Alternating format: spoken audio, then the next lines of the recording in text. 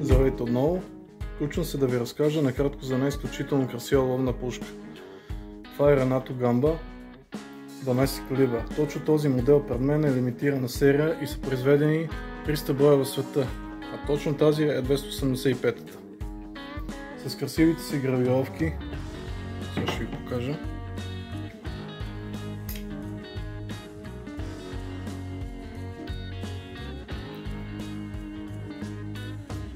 Точно те правят ловната пушка уникална и неповторима, както и приклад със сложен направен от орех.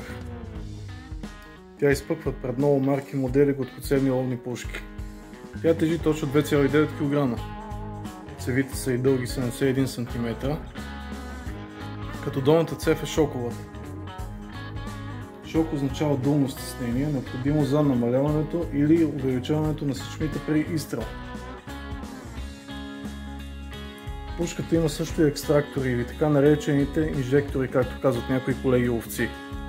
При счупването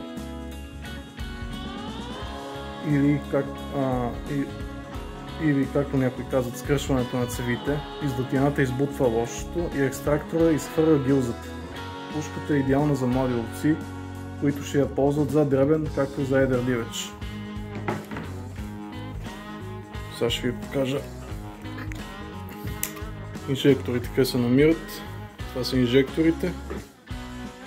Като се изстреля патрона, тези неща изхвърлят гилзата.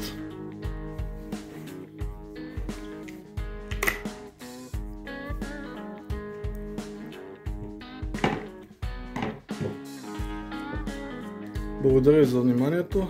Следващия път се включа от стълбището да ви покажа пушката в действие.